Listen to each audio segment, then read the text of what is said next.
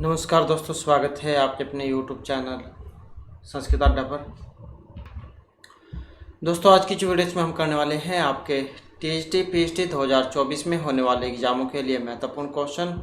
और ये क्वेश्चन आपके सभी एग्ज़ामों के लिए महत्वपूर्ण है, चाहे इसमें आपका DT+B वाला एग्ज़ाम है और या फिर THT PHT वाला कोई सभी एग्ज़ाम है या फिर आपका UGC नेट वाला एग्ज़ाम है। तो ये क्वेश्चन आपके सभी एग्जामों के लिए महत्वपूर्ण रहने वाले हैं। और इनसे पहले वाली जो वीडियो थी उसमें हमने इससे पहले के जो महत्वपूर्ण जो क्वेश्चन है उनको कंप्लीट किया था। इन सभी को अगर आप देखना चाहते हैं तो ये सभी के सभी आपको हमारे चैनल की प्लेलिस्ट में मिल जाएंगे। तो अपने जो क्वेश्चन है उनको अब हम यहाँ पर देख लेते हैं। तो हमारा यहाँ पर क्वेश्चन है, भारतस्य सिंहमूर्तियुतस्य अशोक चिह्नस्य ग्रहणम कुतः है। तो ये जो अशोक चिन्ह जो है इसका ग्रहण, शेरों की जो मूर्ति है ये जो बनी हुई है, आपने जो भारत के जो पैसे जो होते हैं रुपए, इस पर भी अशोक चिन्ह देखा होगा। शेरों की मूर्ति है जिस पर बनी हुई 3 शेरों की। तो ये जो यहाँ पर लिया गया है सारनाथ अभिलेख से, 100 पार शिलालेख से, गिरनार शिलालेख या फिर ब्रह्मगिरी शिलालेख, तो कहाँ से ये लिया गया है। और यहाँ पर जो इसमें माना गया है ऑप्शन 1 को, तो सारनाथ जो अभिलेख है वहाँ से लिया गया है। तो सारनाथ अभिलेख का निर्माण अशोक ने करवाया था और इस स्तंभ पर भारत का राष्ट्रीय चिन्ह अंकित है। जो अशोक चिन्ह है राष्ट्रीय चिन्ह भारत का। और ये अभिलेख क्या है, सिंह मूर्ति के रूप में है, शेरों की मूर्ति बनी हुई है इस पर। और गिरनार जो अभिलेख है ये किन का है, ये रुद्रदामन का है। रुद्रदामन जो कहाँ पर है, जूनागढ़ में है, जूनागढ़ में। इसके बाद आ जाता है अगला क्वेश्चन हमारा, चित्तवृत्ति सो न परिगण्यते विप्र है तप है प्रमाणम स्वाध्याय है। तो प्रयुक्त कथन श्यालोक्य अधोलिखित विकल्प से समुचित उत्तरम चुनत। तो सही जो उत्तर है वो आपने यहाँ पर इसमें बतलाना है। तो सही जो है कौन सा है।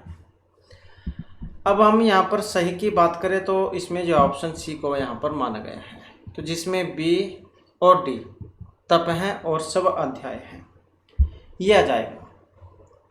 अब ये जो चित्तवृत्तियों की बात हुई है, वेरी इंपॉर्टेंट क्वेश्चन, बहुत ज़्यादा देखने में भी आता है।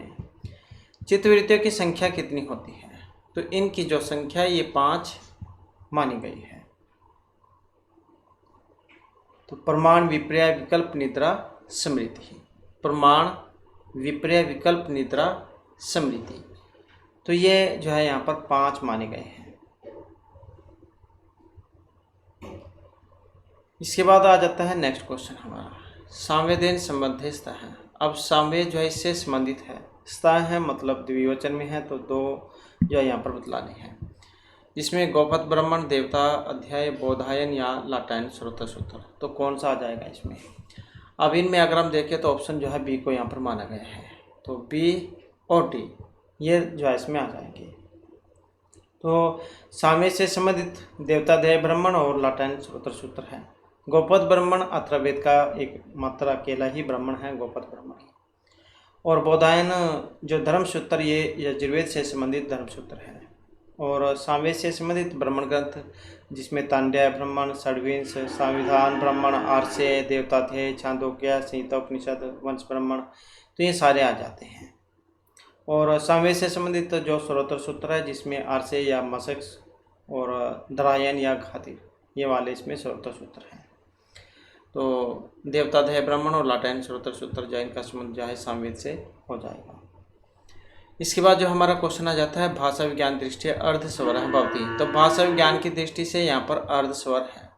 अब जो अर्धस्वर है यहाँ ये कौन से वाले हैं, तो इसमें देखें तो जो ऑप्शन बी में यहाँ पर दिया गया है, तो ये जो यारा लवा जो है ये आ जाता है आपके अंतस्थ व्यंजन में। और यह वा जो इनको अर्धस्वर भी कहा जाता है। रा जो है रा को लुंठित कह देते हैं, और ला जो है ला को पार्श्वी कह देते हैं।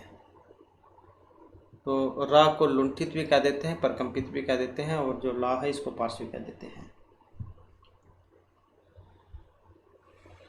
तो इसके बाद आ जाता है अगला क्वेश्चन हमारा, अधोनिर्दिष्टेषु प्रकृति आदिभ्य उपसंख्या इति वार्तिकस्य उदाहरणस्तः है। तो इसके उदाहरण जो आपने बतलाने हैं। तो ये सूत्र है कारक प्रकरण जो उसमें से है, ये तो वेरी वेरी इंपॉर्टेंट हो जाता है। प्रकृति आदिभ्य उपसंख्यान, ये वाला सूत्र है। तो इससे जो वार्तिक है इसके उदाहरण हैं। अब इस वार्तिक के उदाहरण से मैम एति द्विचक्रिया कंदुकेन कीर्ति सुखेन याति कौन से वाला है, कोट वाला क्वेश्चन है ये। तो दो आंसर जो आपने यहाँ पर देने हैं। अब इनमें जो है ऑप्शन सी को माना गया, जिसमें ए और डी ये वाले आ जाएंगे, समेन एति और सुखेन याति। तो जहाँ पर प्राकृतिक जो क्रियाएं हों तो उसमें जाए वाला सूत्र जो वार्तिक ही लगता है। जैसे गाय है, गाय का दूध जब मीठा होता है तो प्राकृतिक है, तो प्रकृत्या गवाम पे है मधुरम। तो इस प्रकार से जहाँ पर ये स्वाभाविक क्रियाएं हों, मतलब जो प्रकृति की देन है वो वाली क्रिया हो, तो वहाँ पर लगता है। इसके बाद आ जाता है नेक्स्ट क्वेश्चन हमारा, तर्क भाषा टीका तर्क भाषा प्रकाशिका केन विरचिता। केशव मिश्र जैन के द्वारा रचित है तर्क भाषा। अब यहाँ पर टीका की बात आई है, तर्क भाषा टीका तर्क भाषा प्रकाशिका, इस पर जो टीका लिखी गई थी, तो ये रचित है पक्षधर मिश्रेण, वाचस्पति मिश्र, गोवर्धन मिश्रेण या पार्थ शास्त्री सारथी मिश्रेण। तो किन के द्वारा रचित है। अब इनमें अगर हम देखें तो यहाँ पर जो हमारा शीर्षक है, तो यहाँ पर जो है इसमें तो अगर देखें तो इनमें से तो कोई सा जो नहीं है, तो कोई सा नहीं है इसमें, क्योंकि ये जो चिन्नम भट्ट जो है इनके है, ये चिन्नम भट्ट की, चिन्नम भट्ट, तो चिन्नम भट्ट जो इनकी है तर्क भाषा प्रकाशिका। और तर्क भाषा प्रकाश, क्योंकि ये प्रकाशिका यहाँ पर तर्क भाषा प्रकाश, तर्क भाषा प्रकाश, तो ये है गोवर्धन मिश्र की इनमें। तो ये चिन्नम भट्ट जो तर्क भाषा प्रकाशिका जो है चिन्नम भट्ट की है, और तर्क भाषा प्रकाश ये गोवर्धन मिश्र की है। तो इस प्रकार से जो इसका सी आंसर यहाँ पर होगा ये। नेक्स्ट आ जाता है निम्नलिखितेषु कुंतक अनुसारम वक्रताय भेदो न भवता है। तो आचार्य कुंतक, इनको वक्रोक्ति संप्रदाय जो उसके लिए जाना जाता है, और इनके अनुसार यहाँ पर वक्रता के जो भेद नहीं है। अब कौन से वाले जो नहीं हैं, जो यहाँ पर ऑप्शन बी में दिए गए हैं, जिसमें बी और डी ये आ जाएंगे, रस वक्रता और अर्थ विन्यास वक्रता। तो ये जो है इसमें नहीं आएंगे। आचार्य कुंतक, जैसे कि अभी हमने बात की, वक्रोक्ति संप्रदाय के लिए इनको जाना जाता है। शब्दार्थ संहिता वक्र का व्यापार शालिनी इनका लक्षण है। इसके बाद आ जाता है अगला क्वेश्चन हमारा, गगन अरविंदम सुरभि अरविंदवात अतर का हेतुभाष है। तो ये जो यहाँ पर आया है गगन अरविंदम सुरभि अरविंदवात, इसमें हेतुभाष कौन सा है, सत प्रतिपक्ष है, बाधा आश्रय सिद्ध है, या फिर स्वरूप असिद्ध है, कौन सा है इसमें। अब यहाँ पर जो इसमें माना गया है आश्रय सिद्ध जो हेतुभाष है, इसको यहाँ पर माना गया है।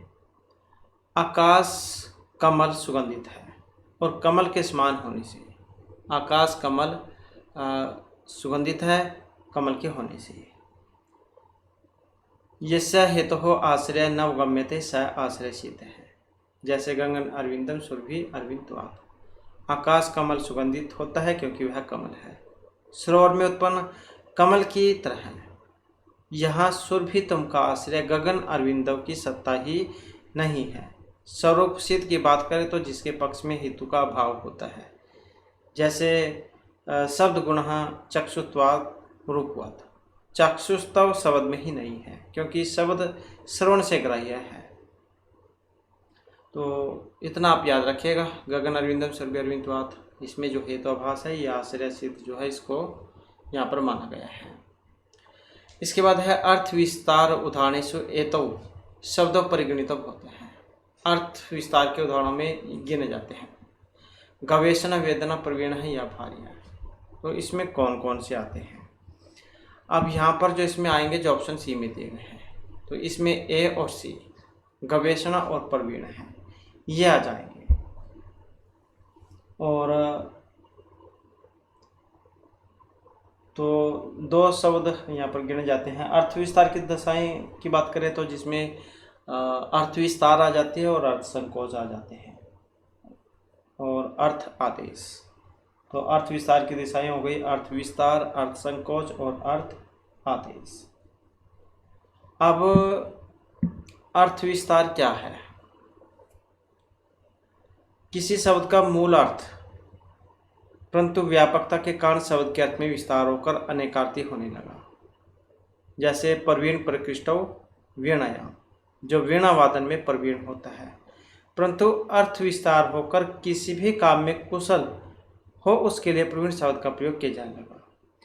जैसे पहले जो प्रवीण जो नाम लिया जाता था तो उसके लिए लिया जाता था जो ये वीणा बजाकर था, लेकिन अब जो प्रवीण है उसको कह देते हैं जो किसी काम में काम को करने में अच्छा हो, कुशल हो, कोई सा भी काम हो। क्योंकि पहले जो एक काम के लिए होता था, अब किसी भी काम के लिए हम प्रवीण शब्द लगा लेते हैं।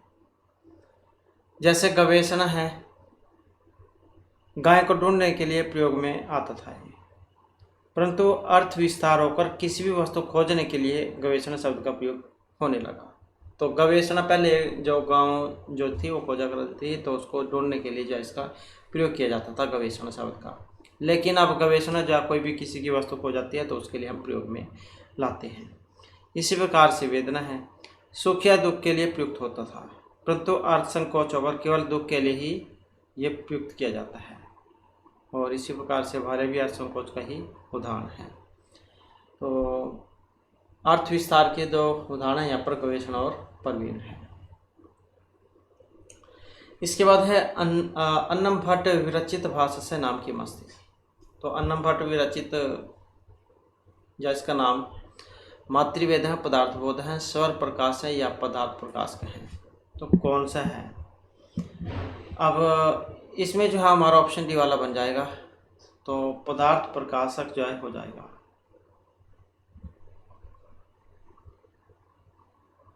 तो इसके बाद आ जाता है अगला क्वेश्चन हमारा, विभाव अनुभव व्यभिचारी संयोगात् रस निष्पत्ति इति रससूत्रे प्रयुक्तस्य निष्पत्ति शब्दस्य उत्पत्ति इति अर्थादोल्लेख्यस्य केन स्वीकृत है? पटनायकेन, शंकुकेन, भट्टलोल्लटेन या अभिनव गुप्तेन। अब यहाँ पर इनमें अगर हम देखें तो ऑप्शन है हमारा सी। तो ये कौन है? भट्टलोल्लट है। तो भट्टलोल्लट जिन्होंने उत्पत्तिवादी मीमांसक हैं और इन्होंने निष्पत्ति के स्थान पर उत्पत्ति प्रयोग किया है। श्री शंकुक अनुमितिवादी में ये न्यायवादी हैं और इन्होंने निष्पत्ति के स्थान पर अनुमति का प्रयोग किया था। भट्टनायक मुक्तिवादी हैं और संख्याचार्य ये निष्पत्ति के स्थान पर भुक्ति का प्रयोग करते हैं। भैंसे भट्टी, भट्टनायक भैंसे भुक्ति, ऐसे आप याद रख सकते हैं। अभिनव गुप्त ये शैव आचार्य है, शैव आचार्य, और इन्होंने निष्पत्ति के स्थान पर अभिव्यक्ति का प्रयोग किया था। इनको भी आप आसानी से याद रख सकते हैं। अभिनव गुप्त, अभिनव गुप्त, अभिनव गुप्त और ये अभी, तो ऐसे अभिव्यक्ति, अभिव्यक्ति। तो इस प्रकार से जो आप इसको याद रख सकते हैं।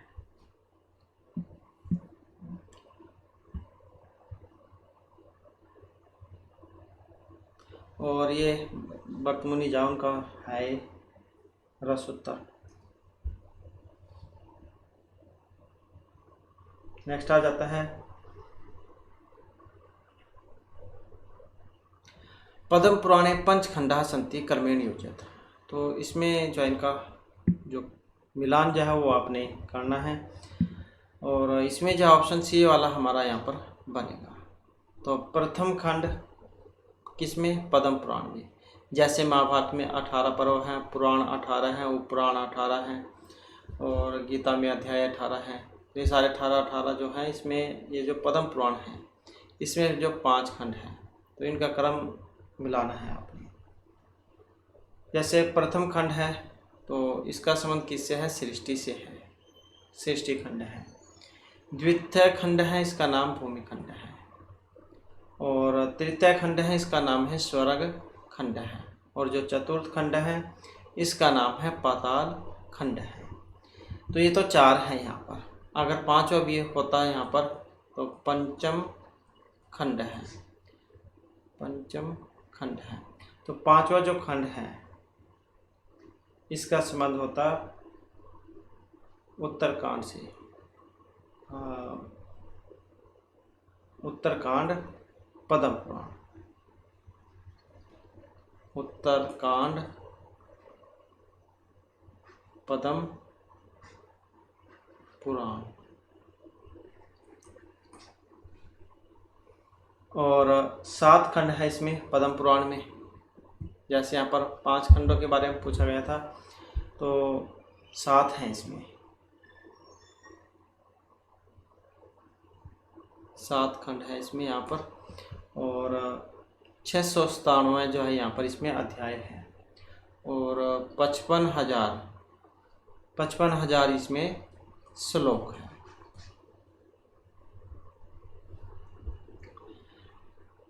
तो ये आपने याद रखना। जैसे प्रथम खंड सृष्टि, द्वितीय जो है ये भूमि हो जाएगा, तृतीय स्वर्ग और चतुर्थ पाताल। इसके बाद है अधोलिखितम कथन द्वयम आश्रित्य समुचितम उत्तरम चिनोत।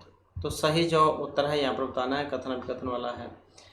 अभिकथन के कलंजम न भक्षेत इति नित्य कर्म है, और अभिकथन है कि स्वर्ग काम यजेत इति नैमित्तिक कर्म है। तो इसमें सही कौन से वाला है? अब इसमें जो है ऑप्शन बी को यहाँ पर माना गया है। उभय एक एंड जो 2 है ये असत्य हैं। तो ये दोनों ही जो यहाँ पर इसमें सत्य माने गए हैं। तो दोनों ही गलत हैं, क्योंकि स्वर्ग काम है यजेत, स्वर्ग कामी व्यक्ति को यज करना चाहिए, धर्म के रूप में यज का लक्षण है। और कलंजम न भक्षेत, कलंज नहीं खाना चाहिए। तो ये पुरुष को कर्म विशेष मना करने वाला वाक्य निषेध है। तो दोनों ही गलत हैं यहाँ पर।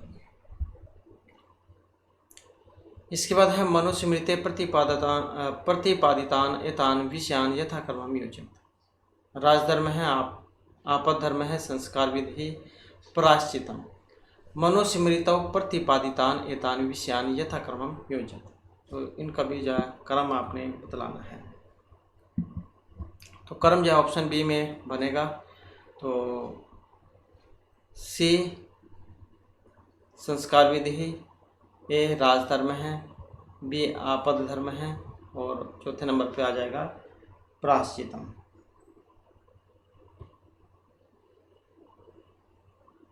नेक्स्ट आ जाता है वास्तव्यत यत्र वस धातु तव्यत प्रत्यय कस्मिन् अर्थे भवति। अब ये सब शब्द रूप है, जैसे वास्तव्य है तो वस धातु से बना है ये तव्यत प्रत्यय के लगने पर। तव्यत का तव्य जो है ये शेष बचता है। अब ये भाव कर्मणि स्वार्थे करते किस अर्थ में यहाँ पर बना है? तो ये जो बना है यहाँ पर कर्तरी अर्थ में अर्थात कर्ता अर्थ में यहाँ पर ये बना है। तव्यत तव्य अन्यर केलिमर यत कयपुर अन्यत, ये 7 कृत्य प्रत्यय हैं। कौन से हैं? कृत्य प्रत्यय। कृत्य कौन कौन से? तव्यत तव्य अन्यर केलिमर यत कयप और अनियत, ये 7 हैं। तो कृत्य प्रत्यय और कर्मवाच्य और भाववाच्य में ही ये प्रयुक्त होते हैं, कर्तृवाच्य में नहीं। तव्यत तव्य अनियर सूत्र से चाहिए अर्थ में तव्यत तव्य और अनियर प्रत्यय का प्रयोग होता है। तो वस धातु में जब हम तव्यत प्रत्यय कर्म अर्थ में प्रयोग में करेंगे तो फिर यहाँ पर ये बनेगा इसका वस धातु में वस्तव्य, और ऐसे ही गम का गंतव्य, पट का पठितव्य, और फिर भाव अर्थ में नित्य नपुंसक लिंग में तो फिर ये वास्तव्य पठितव्य।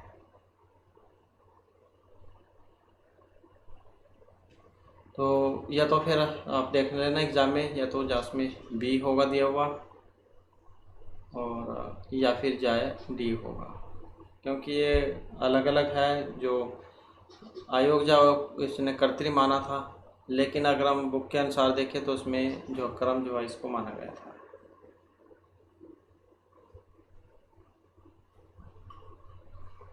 इसके बाद है काव्य लक्षण विचारे सब वचन विरोध देवः अपस्तम इति धियः विश्वनाथेन कसमतम निराकृतम। तो ये आनंदवर्धनस्य, वामनस्य, मम्मटस्य या फिर भोजराजस्य है। तो यहाँ पर जो है ये आनंदवर्धन जो है ध्वनि संप्रदाय के लिए जिन्हें जाना जाता है, तो इनको यहाँ पर माना गया है। काव्य से आत्मध्वनि इनका लक्षण है।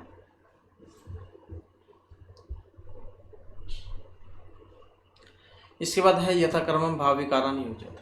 तो इनका भी क्रम के अनुसार ही जो है आपने लगाने हैं। तो इनको जो है ऑप्शन ए में माना गया है। तो सबसे पहले डी आ जाएगा, जायते अस्ति विप्रणीमते वर्धिते अपक्षीयते विनश्यति, इस प्रकार से हैं। तो सबसे पहले जायते अस्ति विप्रणीमते और डी सी, पहले डी है फिर सी, उसके बाद बी और फिर वर्धते। तो इस प्रकार से हैं, जायते अस्ति विप्रणीमते, विप्रणीमते के बाद वर्धते अपक्षीयते विनश्यति। तो इस प्रकार से हैं ये। तो क्या है ये 6 भाव विकार। भाव विकार वेरी वेरी इंपॉर्टेंट क्वेश्चन है और बहुत ज़्यादा एग्जाम में पूछा भी जाता है। तो जायते अस्ति विप्रणीमते वर्धते अपक्षीयते, क्योंकि 4 ही यहाँ पर दिए गए हैं। अपक्षीयते इच्छा है, अपक्षीयते और उसके बाद आ जाएगा विनश्यति, विनश्यति। तो इस प्रकार से जाए 6 हैं। इनका क्रम ज़्यादातर एग्जाम में पूछा जाता है। इसके बाद आ जाता है नेक्स्ट क्वेश्चन हमारा, अधस्तनेशो भाषा विज्ञान दृष्टया संघर्षीय ध्वनि का। अब संघर्षीय ध्वनि इनमें से कौन सी वाली है? संघर्षीय ध्वनि जो घर्षण के साथ निकलती है, तो घर्षण के साथ उसम वर्ण जो होते हैं तो स स स ह ये आ जाते हैं, इनको कह देते हैं संघर्षीय ध्वनि।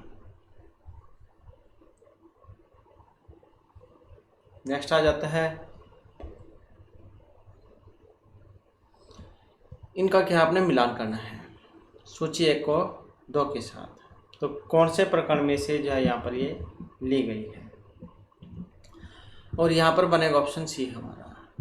तो जैसे जिगत्सति है, तो जो सनंत जो प्रकरण है क्रियापद उसका रूप है जिगत्सति। नरि नृत्य जो है ये यगंत क्रिया जो है इसका है, यगंत क्रिया का। राजानति यह बनता है नाम धातु प्रकरण में, नाम धातु क्रिया जो है इसका है। और भोभविति ये यग लुगंत क्रियापद जो है इसका उदाहरण है। तो इस प्रकार से जो है यहाँ पर इसका बनेगा ये।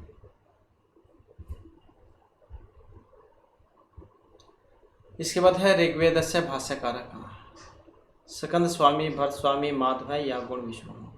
अब ऋग्वेद के भाष्यकार कौन है, और जो यहाँ पर ऑप्शन ए में दिए गए हैं, तो कौन है ये? स्कंद स्वामी है। नेक्स्ट क्वेश्चन है हमारा, मनुमतानुसारम वर्णितेषु राजः षड्गुणेषु अन्यतमः विद्यते। तो कौन सा है? जय प्राजय विग्रह या आचार्य है। अब इनमें जो है ऑप्शन सी हमारा सी आंसर रहेगा। तो कौन सा है? विग्रह है।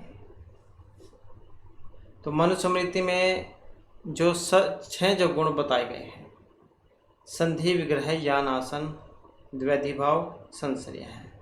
तो ये 6 बताए गए हैं।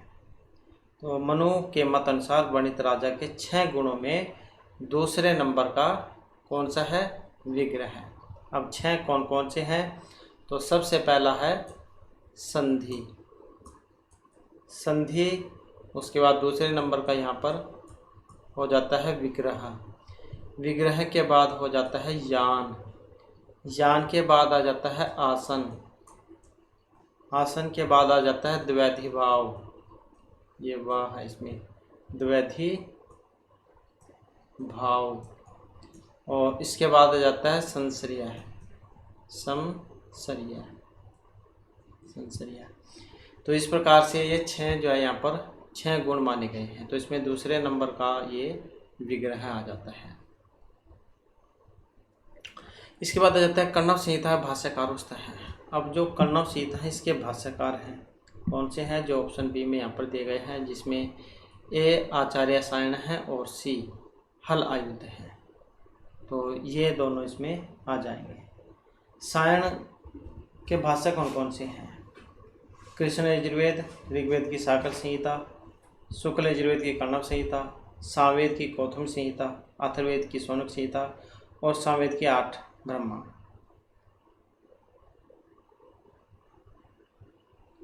तो कण्व संहिता के भाष्यकार यहाँ पर आचार्य सायण और ये हलायुध है।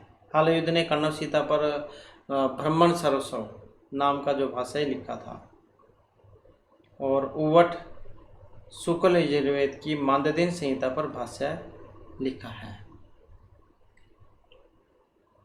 नेक्स्ट क्वेश्चन है वेदांत मते सूक्ष्म शरीर कति अव्यवहार, किसके अनुसार वेदांत सार जो उनके अनुसार, जो आचार्य सदानंद है इनका है वेदांत सार ये।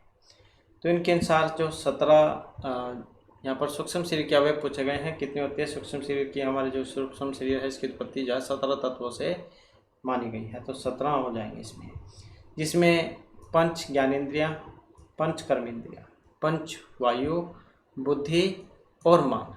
तो इस प्रकार से 15 और 2 17 हो जाते हैं।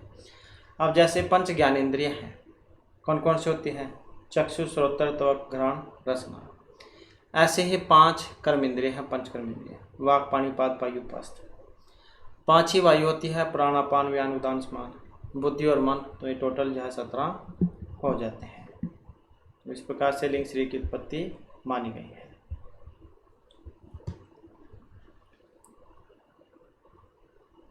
नेक्स्ट आ जाता है प्रभाकर मते कति पदार्थ, 8, 9, 10 या 16। तो प्रभाकर के मत में पदार्थ हैं।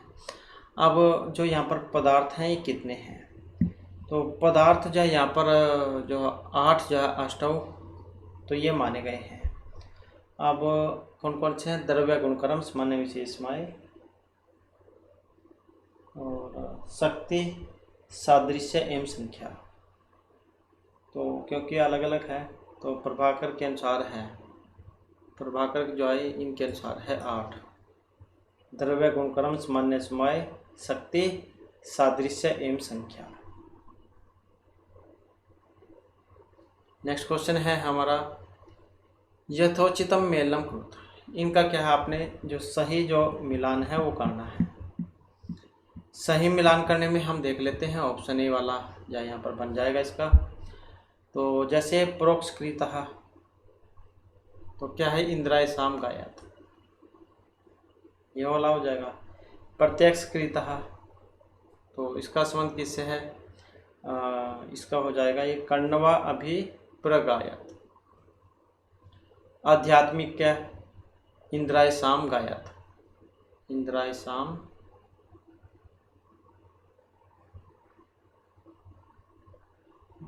पर ये, तो इसका जो है यहाँ पर ये आध्यात्मिक जो है, आध्यात्मिक का जो है ये सी का एक जाए बनेगा। तो अहम दनानी संजामी शाश्वत है, तो ये बनेगा इसका। और अथापि स्तुति भवाती नाशीर्वाद है, तो इसका बन जाएगा ये वाला, इंद्रिय से नुवीराणी प्रवचत। तो इस प्रकार से या बनेगा ये, और प्रत्यक्ष कृत इसका ये वाला है। तो इस प्रकार से इनका मिलान होगा। नेक्स्ट क्वेश्चन है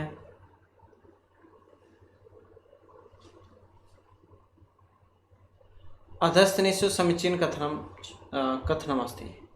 तो यहाँ पर क्या, इसमें जो सही कथन चाहे वो आपने यहाँ पर बतलाना है। तो सही कथन की अगर हम यहाँ पर इसमें बात करें तो ऑप्शन जो है बी वाला इसमें हमारा बनेगा। अब बी में देख लेते हैं, तो बी और सी।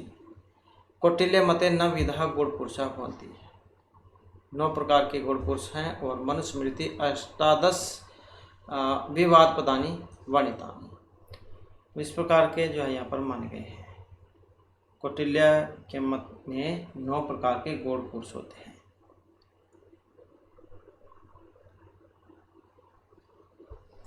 इसके बाद आ जाता है नेक्स्ट क्वेश्चन हमारा। तो इसमें भी क्या आपने मिलान करना है, मिलान करने में देख लेते हैं। तो ऑप्शन ए वाला जो इसका हो जाएगा। जैसे ज्ञानेश्वर हैं तो इसका संबंध मिताक्षरा से है, और मित्र मिश्र हैं तो इसका संबंध हो जाएगा वीर मित्र उदय से। अपरादित्य हैं, इनका है अपर अर्क है, वैसे भी याद रख सकते हैं अपर अपर। अपरादित्य है, अपर अर्क है। आदित्य और अर्क हैं, दोनों एक ही है, पर्यायवाची कह सकते हैं आप। शूलपाणी तो यह दीप कलिका। इस प्रकार से इनका मिलान हो जाएगा। तो विज्ञानेश्वर जो है इनकी टीका का नाम है मिताक्षरा, जो याज्ञवल्क्य स्मृति पर है। 11वीं शताब्दी की रचना मानी गई है।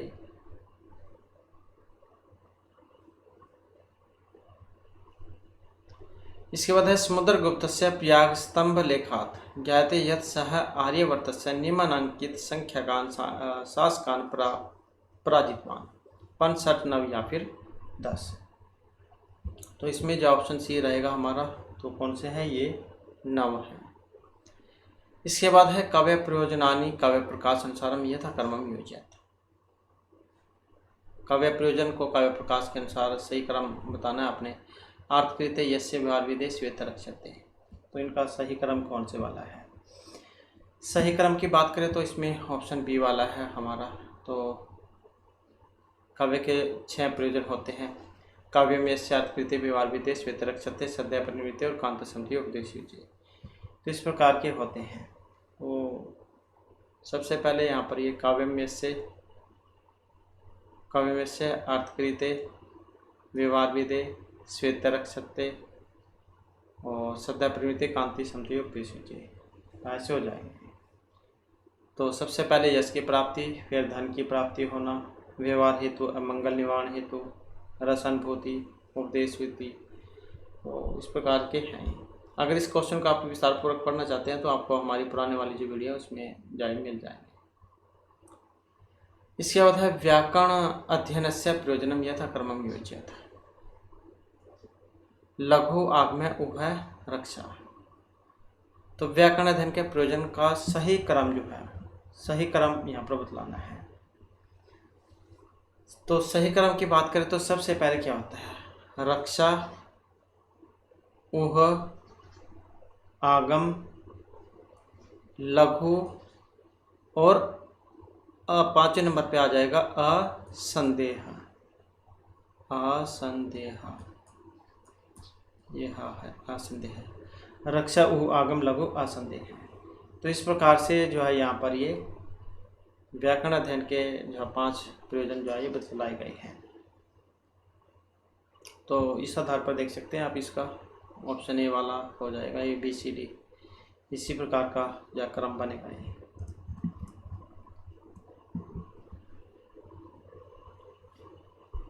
नेक्स्ट क्वेश्चन है तव्य दृष्टि तस्य निर्वाति मन है भवत जवलितम आलोकी हिमांशु वीक्षति कुसुम कुमुदवत्या। ये श्लोक है और अलंकार यहाँ पर इसमें पूछा गया है। अलंकार की बात करें तो दृष्टांत जो है यहाँ पर इसमें अलंकार आया है। दृष्टांत है पुनः सर्वेशम प्रतिबिंबनम। उपमान उपमेय उनके विशेषण और साधारण धर्म का भिन्न होते हुए भी उपमेय के प्रतिपादनार्थ उपमान वाक्य तथा उपमेय वाक्य में पृथक उपादान रूप बिंब प्रतिविभाव होने पर दृष्टांत अलंकार होता है। तो दृष्टांत अलंकार जो उसका उदाहरण है।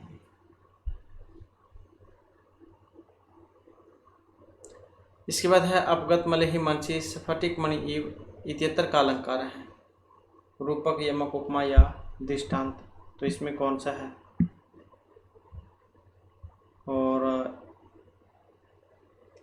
इसमें जो है ऑप्शन बनेगा हमारा सी वाला।